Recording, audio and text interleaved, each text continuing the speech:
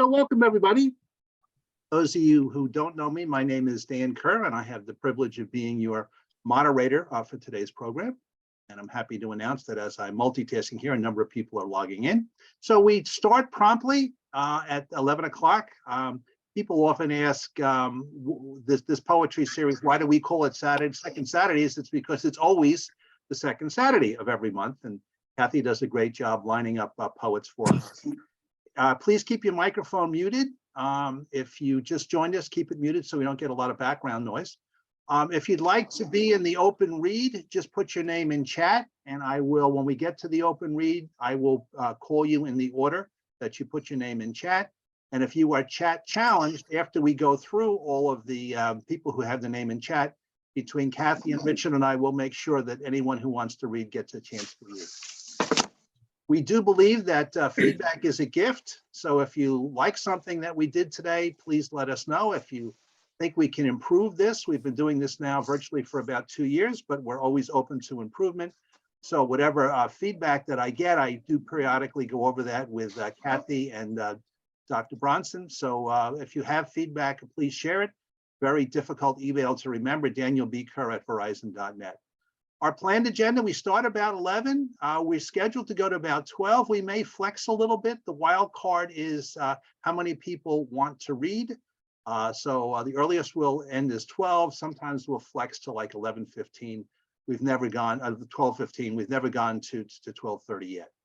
I'll make some opening comments. I'll turn it over to Dr. Bronson, who will read a poem, and he will introduce our featured poet, Joan Miaget, who's with us today. Then we'll get to the open read, and then we will bring Joan back for an encore, and then Richard will announce the next poet that we've got coming up in December. This is one of several outreach programs of All Souls Church in Stony Brook. I know you're not here to be evangelized, you're here for poetry. If you want to take a deeper dive in what we do there, check out our website. But I would mention to you that there are 3 monthly things that we do that you may or may not be interested in. One, we do a monthly concert called Saturdays at 6. And the next concert that we have is actually Lessons and Carols, where we sing, we tell the story of Christmas with some readings from scripture. And those readings are done by local clergy from various denominations. And then also we sing hymns, 1 hymn for each song, and those are done by a soprano from the university, Heidi Schneider, our own in-house band, which performs every Sunday, called the Brave Trio. And also we have our historic urban organ, so our organist will lead the congregation in 2 songs. We do the poetry once a month. And you'll see that was back in the days when we did it in a church, where that was the passing of the twig from Robert Savino to Barbara when she was poet laureate. And we do Native American drumming once a month as well. Again, you're interested in those things, just check out our website. Once a year, we have a big event. The historical church is at the top of the hill, and many people in that church was designed by Stanford White in 1896. The life expectancy in the United States was about 50 years old. So handicapped accessibility was not at the top of people's list. And we know we have people like Gladys Henderson and others who would like to have joined us when we used to have the poetry in the church and join us for our concerts, and they can't make it up the hill anymore. So once a year, we do a 5K race, 2K walk, which the proceeds from that are dedicated to making the church accessible to all. And every year we have a group of poets that so far we don't have a group of poets that run, but we got a group of poets that walk. So you can see they are the proud members of the Live Poets Society. This was a picture taken of them this past year, October 2nd. Haven't set the date for the race in 2023, but once that date is set, we encourage you to come either run or walk with us, or just come and cheer others on. So with that, I will turn it over to Dr. Richard. Richard? You will. Welcome everyone to the second Saturday reading, which I always look forward to very much. What I did today is read 2 of my own poems. Sometimes I read poems from the LIPC Flash, where we pick favorite poets and analyze their poems. The first poem I'm reading was published in the LIQ Law and Quarterly a number of years ago. And I thought of it after last month when our featured reader was based in Honolulu, Hawaii. And we had a discussion afterwards, with the group after 12. about experiences, and I had actually camped in Haleakala on Maui, the extinct volcano. So this poem comes from that experience. It's called House of the Sun, because Pele, the goddess of fire, was supposed to live in the volcano. House of the Sun, 2 miles high at crater's edge. I watched the slow descent of mules deep into Haleakala, followed in silence, uninvited, unannounced, but for the rhythmic crunch of boots on barren rock and volcanic ash. Cinder cones cast shadows across my path. Darkness filled the caldera as the sun fell from view. The Milky Way splashed its quicksilver on the dome of night. Stars so close, diamond dust scattered over a Bedouin's black tent. I lifted my hand to touch them. It was actually a pretty spooky experience, and also a wonderful experience. When we got out of the caldera, we had to march out over 1,000 feet of mule trail. I and my hiking buddy yodel on the rim. The second poem, actually, I thought of because it has biblical references, thinking that Dan would enjoy it. And it's called How the Colors Got Their Names. God finished his work, lay back, sighed, wondered what he could do to crown his creation. Above, colors crossing the firmament would be uplifting. And there in the east, what was thought was done. So what to name the hues? He called to Michael, fiercest of his archangels. I'd name that color red for the blood of battle. And the seraphim giggled in fright. He called Lucifer, archangel of light. That was before his fall into darkness. I called that color blue for sadness. As the sun dies each day, sadness of the moment you created time, and all things had beginnings and ends. Then the names came quickly: green of grass that covered earth, orange for the birds of paradise, violet at the hearts of nebulae. Thank you. So we can move on to introducing our featured reader today, Joan Miaget. So Joan's former adjunct assistant professor of English at Nassau Community College. There are a whole slew of poets from that community college. She's award-winning journalist, magazine article writer, poet, feature editor, arts editor, travel editor for Tri-State magazines. And she's hosted monthly poetry readings on Long Island and Sarasota, Florida, where one of my sons is investigating to buy a house. Readings at local bookstores and libraries on Long Island and in Sarasota.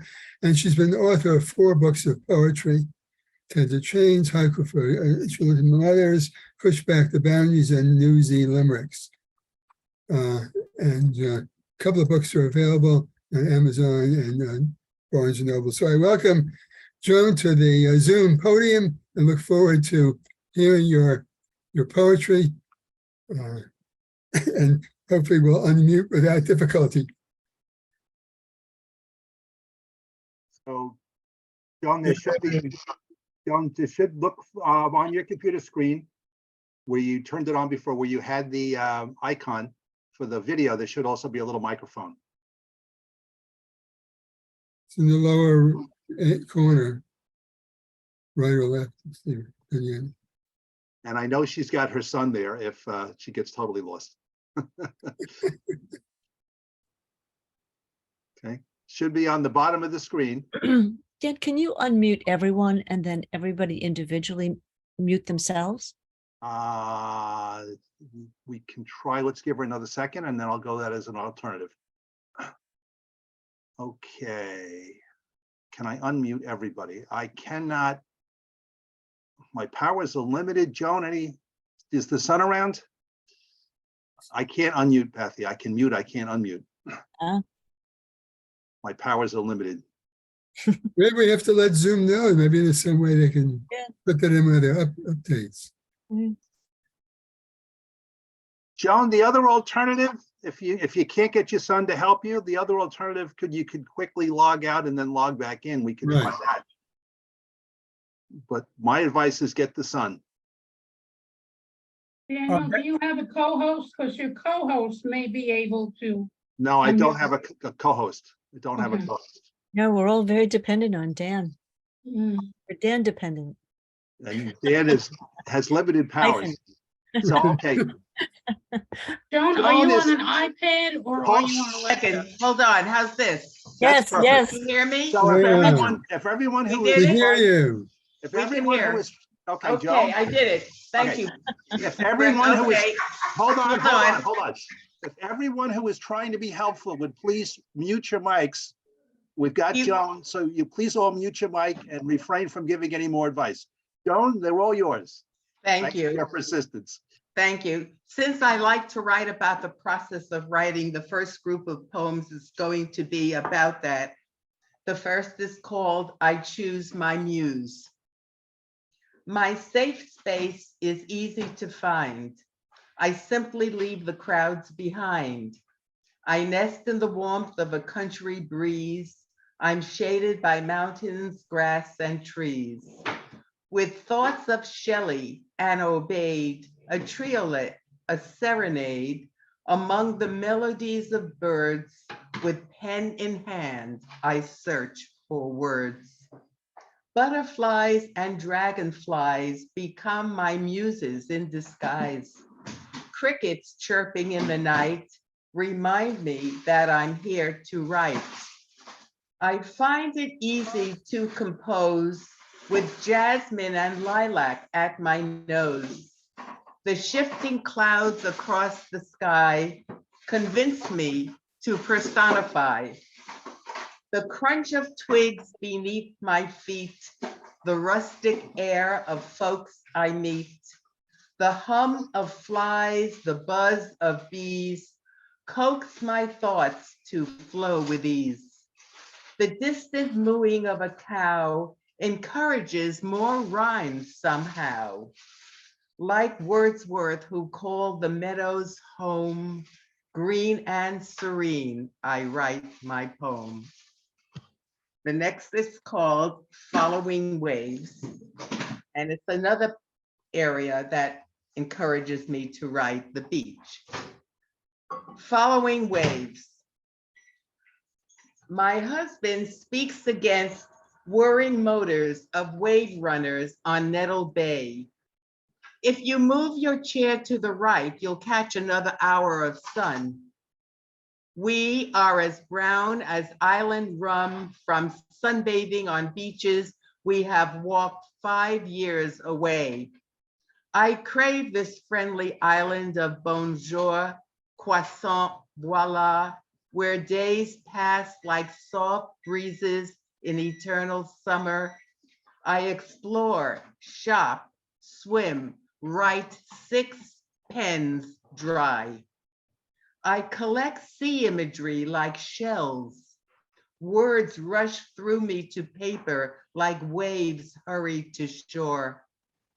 Their roll and crash fill the house at night when we sit on the terrace, stare at Marigot Harbor, decorated with anchored yachts that call me. My mind is an aquarium where nautical metaphors swim to margins, rest there like seaweed on the beach, wait for space in new poems, naked as the breasts of women sunning European style. I stare into the eyes of my muse. Colors change from blue to green as sun hovers over her. I watch the buoys bob on her chest, daring her to leave me without ideas. And I think of the Writers' Conference on Long Island, when Bill Packard said, "You have to suffer to write. You can't live in suburban luxury, write at whim." Bill, I agonize over every word. I worry about voice, tone, meter, about my writing style, my point of view. But I will dine at 5-star La Chantelle tonight. So the next poem is called Looking to Lucia. Lucia Blinn is a well-known poet here in Sarasota, and I've done several readings with her. She published a wonderful book called Passing for Normal, and I wrote this in a hotel room in Vegas one morning. Looking to Lucia. You were with me that morning in my taupe suite at the MGM Grand in Vegas. Over divine smoked salmon, we sat face to face. Yours was on the cover of Passing for Normal. I searched your eyes for inspiration. We looked alike, reading glasses decorating our noses, closed mouth smiles. We were bonded sisters questing immortality through the written word. I scraped special moments from my sealed jar of experiences, spread bittersweet over paper like jam on my toast. I fought to preserve the creative process, to drip words like heavy cream from my pen, to shake grains of insight and humor onto paper as you do. But like that small pat of cream cheese on my plate, I couldn't make it last. I ran out of words like gamblers run out of luck. I did stash some bills to ease an attack of writer's block. Remember when chips meant crunchy, salty snacks? Heart 6, please. The next poem, called Sunning at Orient Bay, brings us back to the island of St. Martin. Sunning at Orient Bay. I drive the steep roads to Grand Cas. I feel the rush of words pile up inside me, like cars waiting for a red light to change. Under the comfort of a beach umbrella at Orient Bay, my friendly bag of pens and notebooks at my side, I release them. Encouraged by whitecaps and catamarans, batik and beads, I strip away the layers of my subconscious until peeled and bare like bodies of women whose son, I place words on paper, edit, revise for viewing. I shape the version of me I will reveal. If I am as naked on paper as men and women who stroll the shore, will you accept me? I will sooner expose the curve of my breast than my private thoughts and deeds. I live behind a smile. And the next poem keeps us in St. Martin once more. And once again, it's about the process of trying to write. This will be the last one in this series. St. Martin's Soliloquy. On the beach, out of reach, worshiping the sun, passing time, forcing rhyme, wish this verse were done. Must go home with a poem, it's a goal I've set. Day or night, I must write, but first, I'll get wet. Like the breeze through palm trees, thoughts drift through my mind. How absurd the right word seems so hard to find. Did Miss Rich moan and bitch? Did Apollinaire? Was it hard for the bard to create King Lear? Ideas gel, vendors sell, buy two, get one free. See this shirt? Touch this skirt. Come on, Mon, take tree. To the right is a fight over a beach chair. This is mine. Did you sign? Yours is over there. Hand in hand, native band plays the calypso. Native feet tap the beat. they put on quite a show. I can't think, need a drink, guava berry punch. Thirst is slaked, I am baked, now it's time for lunch. Like John Keats, I count beats, waiting for my muse. Turquoise sea beckons me, should be on a cruise. Husband dear lying near begins to complain. There's no sun, let's go run. I can't take the strain. Airplanes roar, old men snore, can't write in this din. Like the tide, I should hide, sip tonic and gin. Must not shirk from my work, finish is my rule. Had enough, grab my stuff, I'll write by the pool. The next section I called Some Humorous Reflection. Short, crisp verse, very much in the style of Dorothy Parker.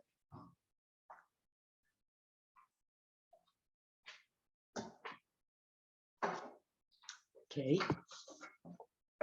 Words of advice are easy to give, so listen to them and continue to live. If those words should further your stress, zip your lip and change your address. I play almost every game, hearts, bridge, and canasta. Mahjong, Scrabble, Rummy Cube, but love is a disaster. Jogging takes up too much time, push-ups are a bore. Chocolate ice cream tastes sublime, and yoga makes me snore. I do my daily exercise, I follow a routine. I stay away from cakes and pies, and lettuce keeps me lean. My checkbook is quite up to date. My life is just like that. There's still stuff to anticipate, and marriage made me fat. Between a rock and a hard place is no place to be.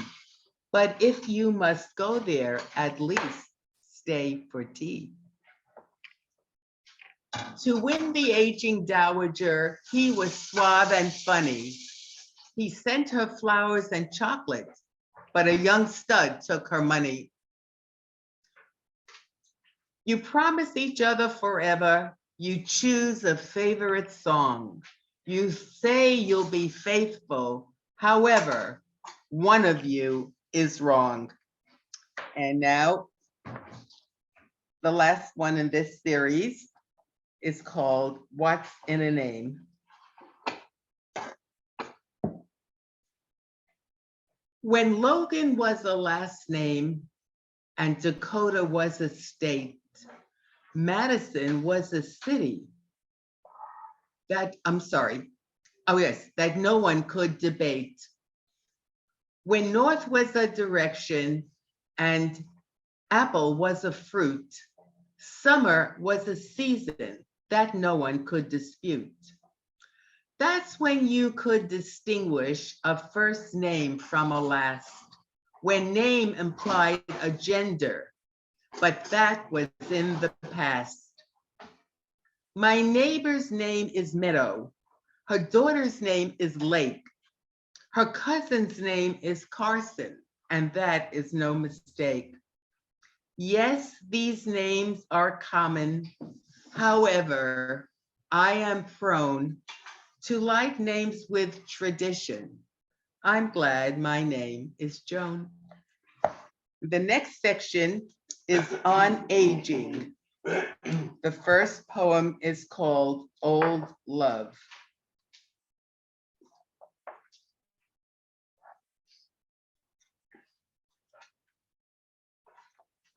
She touches his neck, his calloused hands. She traces the curve of his lip, pale as rice paper, with her finger. He brushes wisps of hair from her forehead, sweaty with kitchen work. He cradles her rounded figure against his chest.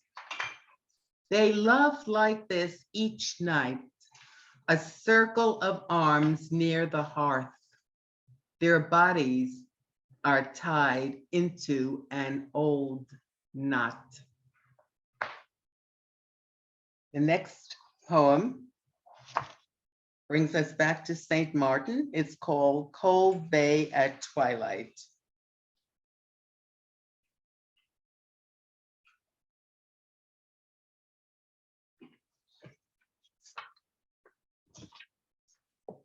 Needles of rain prick evening winds.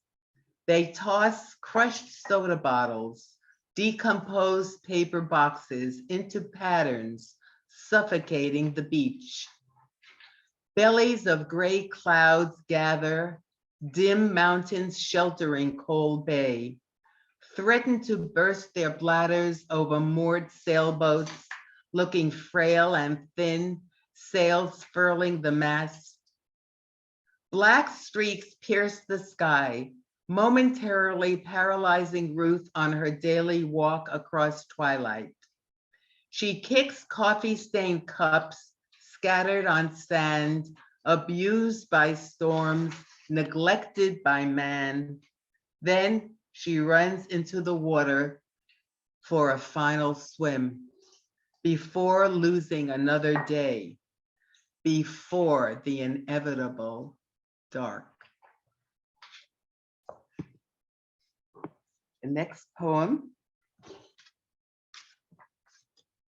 is called Return to Mullet Bay. And underneath it, I shall grab the glory from the earth.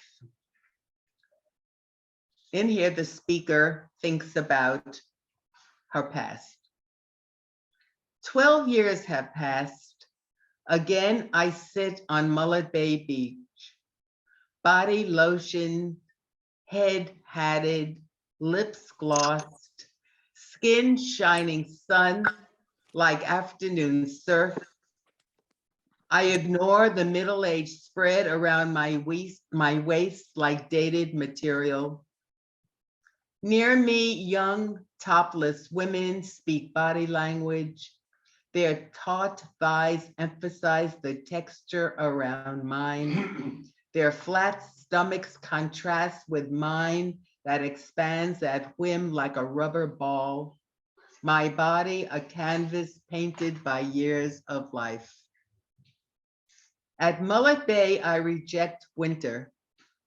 My fears fade faster than sunsets reddening the horizon. I am content to romance beaches light as smoke that feed me words, images, keep me awake, alive against their plump and grainy surface. I hear children heavy with laughter, and I become them, self-caring and free to say, I count, to choose without guilt. I bury shoulds and what ifs. I rub my heels on their sandy graves, discard memories playing like dirges, smooth my past with sunshine. I embrace tomorrow, next month, next year. Each day propels me forward. I am Odysseus speeding on sails, wet with adventure, eyes slit for new vistas. I open to stars before turning homeward. And the last poem in this section is called Sympathy.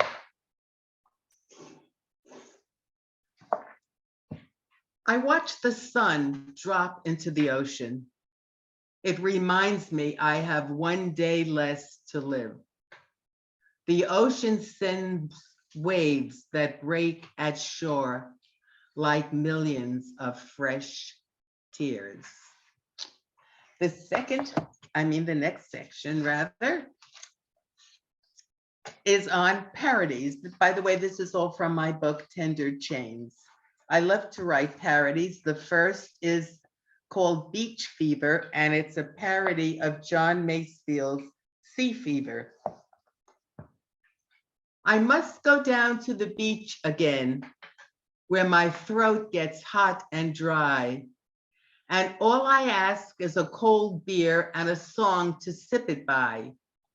And the sun's smile and the free foam and the warm wind fanning, and some lotion to cover me as I lay tanning. I must go down to the beach again, for the call of a whispering wave is a free call and a calm call that I have come to crave. And all I ask are eager eyes from a handsome fellow rover who'll negotiate a dinner date when the long day's over. The second parody is a parody of William Wordsworth's poem, The Daffodils, and it's called My Private Paradise. I drift slowly like perfume, filling the garden late in spring, around the slots that crowd the room, humming my favorite ring-a-ling, doing their saucy song and dance, enticing me to take a chance. I wish for cherries in a row, the clinking sound in trays below. Often when I think in bed, wondering why I'm fighting sleep, my thoughts return to black and red as hours and minutes seem to creep. I'm in my favorite paradise with wheels that spin and cards and dice. The next poem is a parody of Dorothy Parker's poem, You Might As Well Live. And I call it, You Might As Well Starve. Crackers parch you, cheese makes you bloat, muffins starch you, wine strains your throat. Veggies bore you, shrimp won't carve, chili will floor you, you might as well starve. And the last poem in this section is a parody of William Ernest Henley's poem Invictus. And I call it, I'm bringing you back to Las Vegas. I call it Las Vegas Feverous. Under blinking lights that beckon me, brighter than hope that leads the way, I float in casino revelry at Harrah's or at Mandalay. To Caesar's palace I am true. The roulette wheel is always fun. It stops at lucky 22 and I get 35 to 1. I don't care how late the hour or if I have to sleep or pack. I'll stay if I have number power. I'll stay if I have chips to stack. The next section I call reminiscing. The speaker in this poem is reminiscing about a wonderful memory in her past.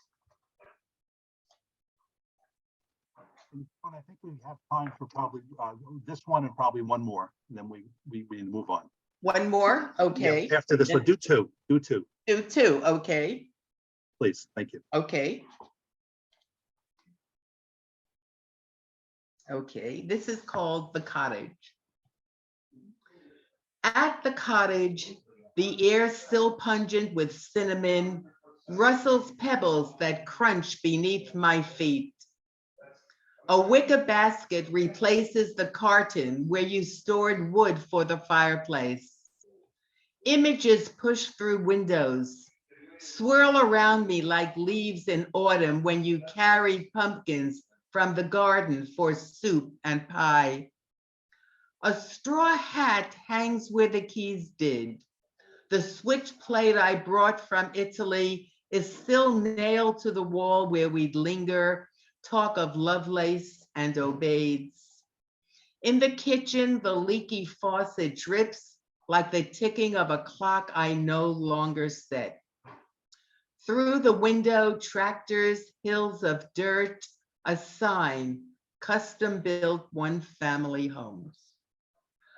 I wear the years like a warm shawl. I invoke Proteus to let the cottage remain so I can visit when I'm old, to drift on memories clearer to me with age, to savor those moments like love letters I keep in the silk ribboned case you gave me. And the last poem will be The Light of Memory. Again, with the speaker reminiscing about a wonderful time in the past and worrying about the future. The light of memory. Our New Year's kiss promises tomorrow that unfolds through snowy nights of caring, days of compromise. We listen for the harbingers of spring, soft chirping in the air, gentle bursts of red and pink. The sun's smile grows wider on beaches we walk. Ocean breezes bind us. They carry us into cooler days and nights. We hike country roads, crunch golden leaves, speak of pumpkin pie, chestnut stuffing, stroll along Fifth Avenue, absorb Christmas windows, breathe deeply into the holiday. Our tomorrows are as fragile as a New Year's resolution. Thank you. Thank you, Joan. That was great. You took us on just such a wonderful journey. When you chose your muse, sitting with you on the beach, brown as rum in the sun, trip to Las Vegas, and you trying to write. That time at Orient Bay with you and your notebooks, and try to describe yourself as being brave enough to be naked on paper. You know, again, the return to St. Martin and the worshiping the sun and the old men snoring. I could probably hear them in the background. And I love the Dorothy Parker, the words of advice, and what's in the name was just hysterical. That's a real indication of the generational difference. I'd see that all the time with the names of my students, and that beautiful, beautiful poem about old love and the two of them tied up in a knot. Just great stuff. The return to the Twilight Bay and your humility describing yourself and the other people at the beach, and a couple of people commented in chat that your body is canvas painted by life. That was just beautiful and just so articulate, and the image of the sun dropping into the ocean in sympathy, and just a wonderful, wonderful journal that you took us on. We're all very grateful for that. I loved also the cottage, you know, wearing the years like a shawl. I think just a very unique, wonderful trip. Thank you. Thank you. We look forward to bringing you back for an encore. Thank you. So what we're going to do now is we're going to go into the open read. And most of you know the rules, but there's some new people on the line. So please, only one poem. We know we have some very talented folks, but if you want to read, please, only one poem. Please, no more. Most of the poems are pretty short, but please, please, please, that was 3 pleases. Nothing more than 5 minutes. Unless, keep your microphone muted. Judy Turek has some wonderful poetry on the influence of barking dogs and phones and people knocking on the door if you want it. So keep your microphone muted unless you're reading. Please wait to be called upon, and then we'll bring back Richard to announce the next poet after we have the encore from Joan. So we're going to call people in threes. So the first group of threes is we have James from North Carolina. We have Jack and we have Wendy. So James, if you could turn on your mic, we're all ears. Okay, y'all ready to go? Go ahead. One poem about veterans. The first thing I think about a veteran is Tomb of the Unknown Soldier. There are things about veterans that we should know. Veterans have taken up some of our places. Many veterans gave up their civilian jobs. Veterans were away from home. They did jobs that we did not want to do. Veterans make sacrifices. Military was employer of last resort for some veterans. Veterans have given up a part of their lives. We remember veterans or are thankful for their service, sacrifice, and security. They met a need and fill a void. They play a vital role in our lives. They accept a responsibility and declare an oath. Veterans protect and defend things that make us safe, sane, and secure. There are veterans who are still alive. That number is dwindling. Soon, veterans will only be represented by tombstones, memories, diplomas, awards, and plaques, along with pictures. Genealogy may exist. This is all that is left of the veterans. Amen. Very, very timely for Veterans Day, and thank you for remembering our veterans. Jack, over to you. Okay. This poem was entitled Negativity Bias.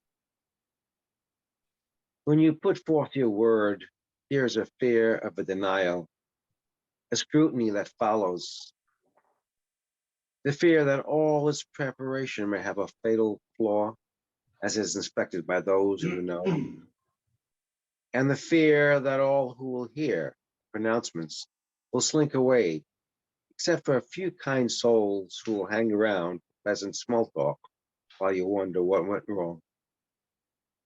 At times, this ancient fear enters into a dream, and you wonder what you can do to prevent all this. The flaw will follow you from dream to dream as you sense the night is wrong and you're so out of touch. And you are back in the day at the street corner where the fatal flaw began, where you walk the streets with that unknown burden of doubt. And then a stage manager picks up the props and loads up the truck, and you wonder, who sold me the story anyway? As you realize all this comes and goes. Then, with great courage, you look the stage manager in the eye and say, this play is old. It's time for another. Thank you, Jack. Well done. Okay. Wendy, over to you. I chose something on the lighter side. Some of your work is just absolutely marvelous. It's called Hope Mom Was Right. One of those days, day after day, stuck in a rut, gotta climb out. Time to find a way.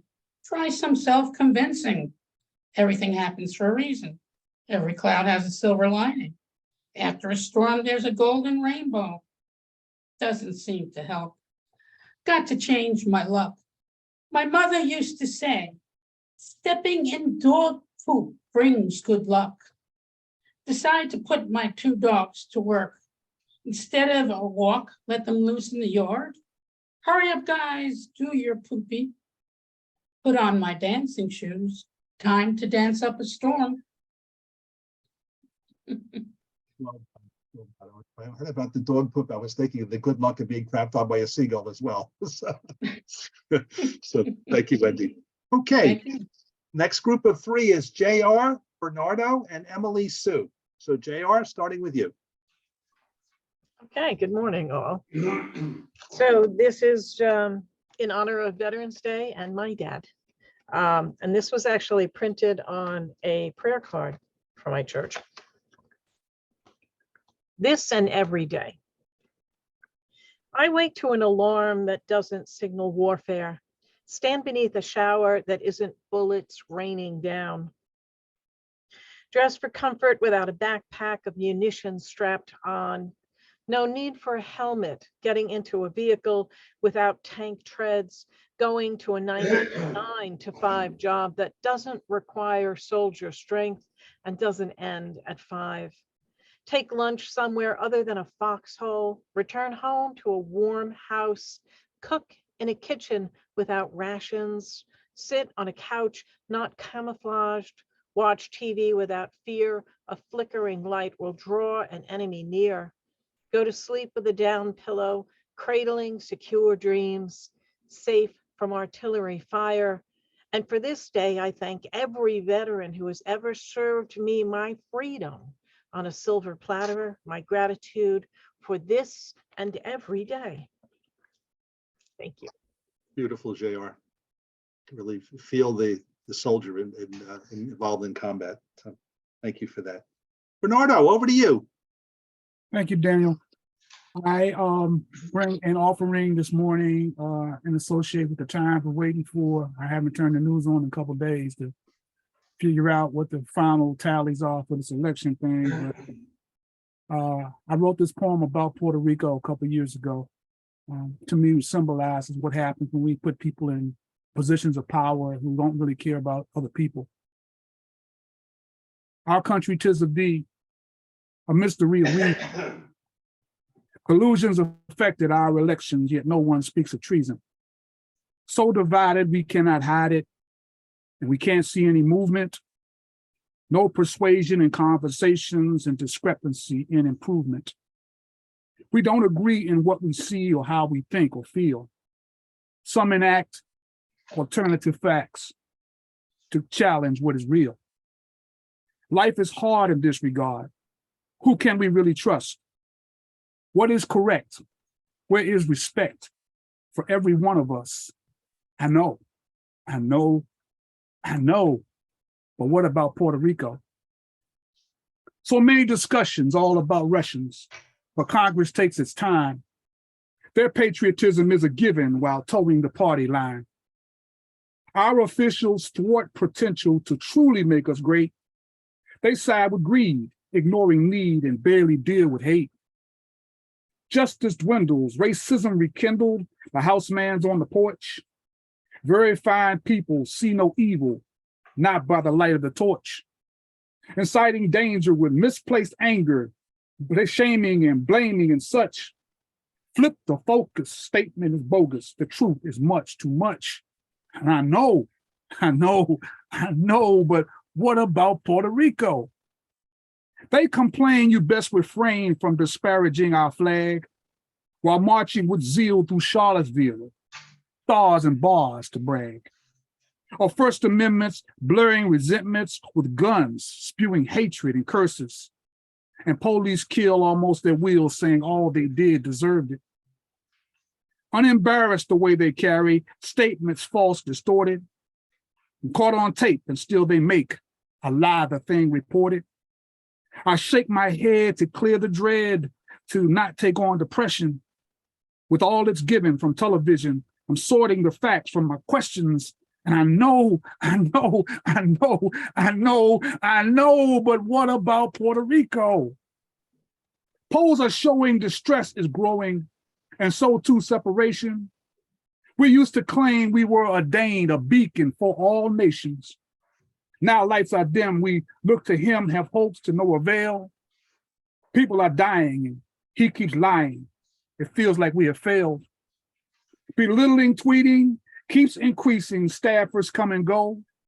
Unqualified hiring, he keeps firing, but this is no TV show. Secret meetings with twisted briefings are cartoon world bizarro. Global warmings, dictator warmings, will we yet see tomorrow? Because people are dying and he keeps lying. I know.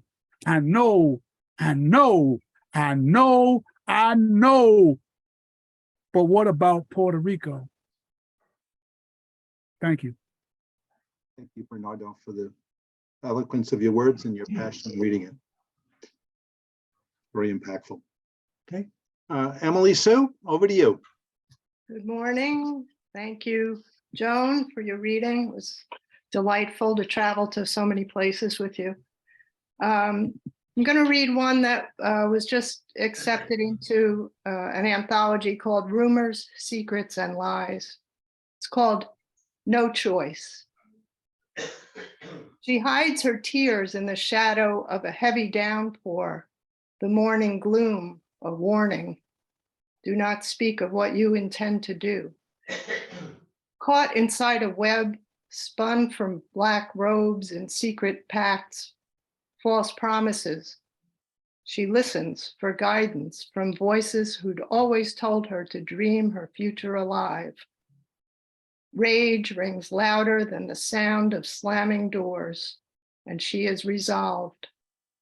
Cloaked in her dreams and theirs for her, she steps onto the shadow road, knowing time is short. Thank you. Okay, We've got two more readers, so if I don't call your name now and you want to read, if you can, put your name in chat. So we want to give everyone a chance to read, and if anyone is chat challenged, we'll go around at the end. But if you want to read and you haven't read so far, please try to type your name in chat. So the next two readers, the last two that we have that have put their name in chat, Shu and Dan Kerr. So Shu, over to you. Shu, you got to turn your mic on. I posted on the chat so you can follow. The title is Patience. Night sitting in the darkness. Will comes the morning gleam to light up his word. Tulip bulb, nurturing in winter soil, to bloom in spring's warm wind. Pupa, struggling inside cocoon, for the moment to fly free. I'm waiting to hold the hand to work through fall seasons. The end. Thank you. Thank you for that beautiful poem, and thank you for posting it in chat as well. Okay, now Dan Kerr. So poem I'm going to read was from the Performance Poets Association, volume 24. And I mentioned at the outset, and Richard, of course, knows this, and Kathy knows this better than most because they're part of the group, the Live Poet Society that walks and runs in our race.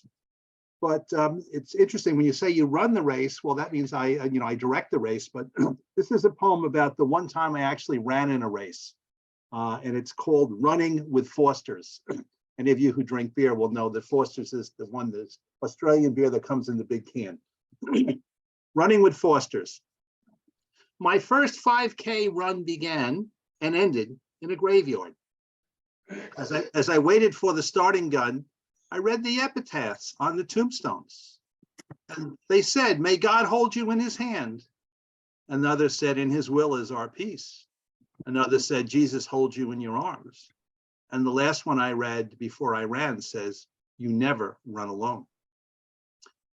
The gun sounded, and I had a great start. Not bad for a guy in his 60s as I ran past much younger runners. Then came the first of many hills, and all of a sudden I began to think about those headstones. Dear God, please help me get up this hill. Jesus, please don't let me die here. As the sweat drenched my running shirt, I thought of Jesus in the Garden of Gethsemane. Was it God's will that I finish this race? Or could he take this cup away from me?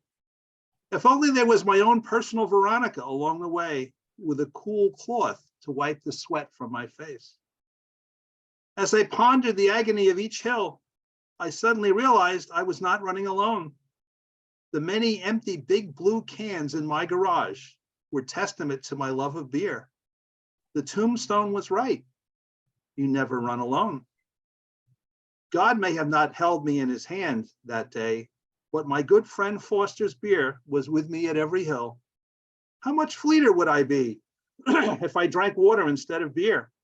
How much less late would I have to lug up each hill if I said a prayer each time I reached for a can of beer? When I returned to my car after the race, the big empty blue can on the floor reminded me, you never run alone. Thank you. Kathy, over to you. That was a great last line. Yeah, very funny. Okay, 1 second, please.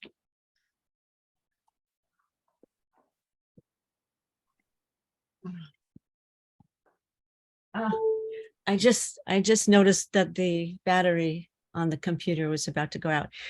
Joan, it's not hard to rhyme, but it is hard to rhyme well, and nicely done in the beginning of your read. Thank you. Yes, and like Judy's poem and Richard's, they bring us like you're walking along, and sort of, and you're invited to walk with them. This is a poem that's a first draft, and I think you'll find it familiar. It's called "Train to the Tram." There is no contest, decision to be made. Drive the Sagicos to the belt, to the city of JFK. Find long-term parking if I can. Takes a week or so. Then and only then circulating tram, pay attention to the number. Or walk to the local train station, car left in my own driveway, someone's home, sit, relax, feed up coffee, read my book, leave behind one world for another. I exit onto a platform at Jamaica Station, somewhere in Queens, my mother's childhood nearby, extend my hand into falling rain that bounces off train tracks, saturating colors. Everything looks clean like a painting. A tall young man on the line ahead of me cannot get change of a $20 bill from the tram ticket machine. His accent is from the sub-Saharan continent of Africa. I have never been there. He is far from his home. I try, fail, give him my ticket, buy another. He doesn't understand. I point to the turnstile. He offers me his $20 bill. The ticket is $8. Wave my hand in the air. He understands. Nowhere to sit on the tram. The baggage shelf serves well. I face someone who thought of it too. At JFK, I step onto the downward escalator, suitcase on the step behind me. I hit the wrong button on the cell phone. Music begins to play. Parsley, sage, rosemary, and thyme. Can't help but notice the music and disappearing Silver Ridge steps are in sync.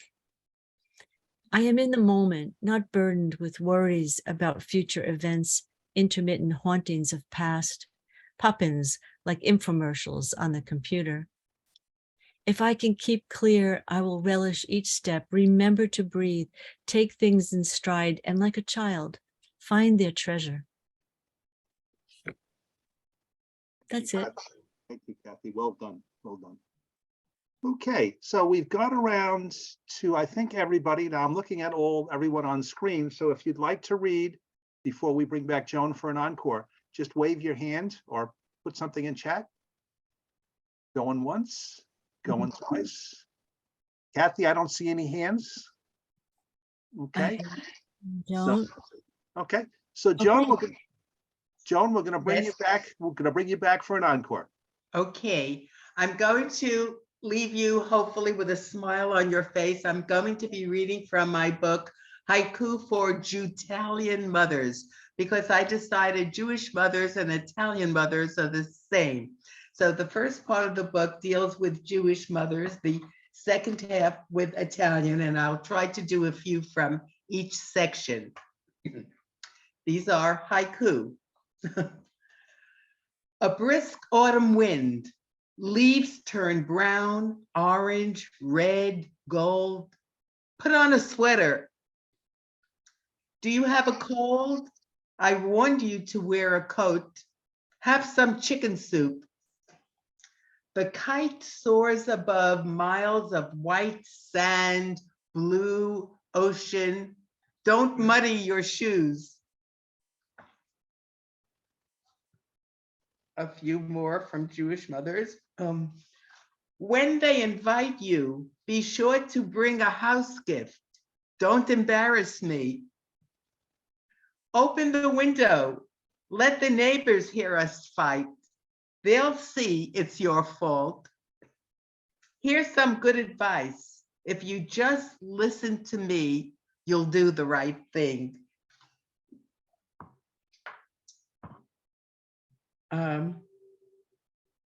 My lips have been sealed.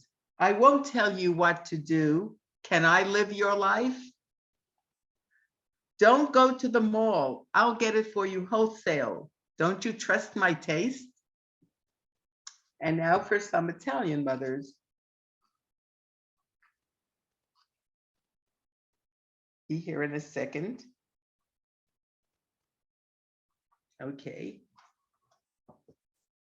And to get material for this book, I actually interviewed grown-up children of Jewish and Italian mothers. So a lot of this is firsthand experience.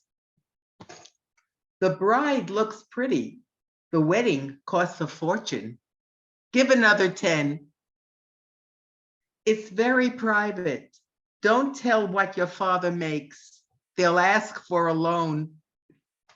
She's a lucky gal. Her husband does everything.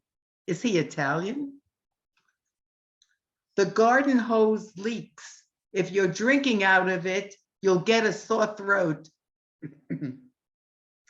If you play football in the yard when it's windy, the roof will collapse. Don't eat the big pits. A watermelon will grow down in your stomach. And just a few more Italian ones.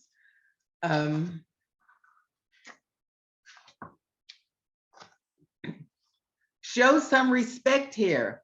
No smacking at the table. Jesus is watching. Would you believe this? My daughter-in-law brought food. What's wrong with mine? A delicious meal. You need to wash the dishes. You're doing it wrong. It's on the first shelf near the manicotti. Don't make me get up. Finish the pasta. Children in Italy starved during World War II.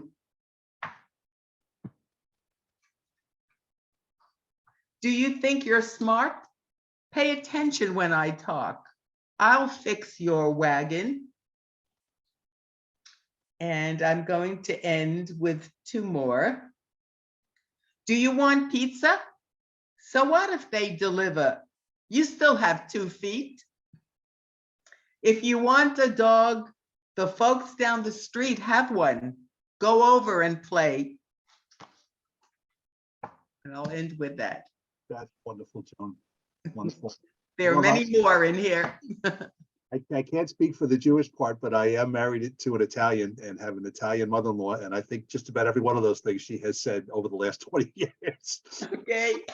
I have to say that the one about it's always the neighbor's fault, that was very funny. It's always theirs. Well, I think it's wonderful because your skill in writing is so apparent, but the humor too Yeah. is very special. That Thank you. combination. Thank you, It's very Richard. special. Thank you. Thank you. So, I grew up with some of those expressions. There were always children starving somewhere. yes, that whether it's a Jewish mother or Italian mother, there are always children starving somewhere. Yes. You know, my mother used to say, behave yourselves or I'll sell you to the gypsies. And Oh, I had a very vivid image of that because Shirley Temple in Heidi was being given over to the gypsies. And I always thought it would look just like that. oh my goodness. It would be in black and white as well. Oh my goodness. Ooh, that's a scary thing to say to a little child, you Mm. know? Yeah. So do we have some time? There seems to be, I think we're about at the end. Richard, you want to announce the next? Sure. Well, it gives me great pleasure to announce that Pramila Orr will be with us next month. I'm sure we all know her. She also, teaches at Nassau Community College, English and Women's Studies. yes, Pramila? Yeah, Pramila, and Passport Laureate Suffolk County in 2013 to 15. Co-director of Matwala, which deals with the South Asian diaspora. Written a number of books, all focused on really India, which makes sense. And that in 2011, she was nominated for the World Birthplace Association Long Island Poet of the Year. So certainly a very seasoned poet, Yeah. very interesting writing. I look forward to seeing her with everyone the next second Saturday, and hope you can join us at that time. And once again, thank you, Joan. It was just a wonderful reading, both the skills in rhyming and also No, explain. Thank you so much. We really enjoyed it. Good, Hope wonderful. to join you again. Thank you.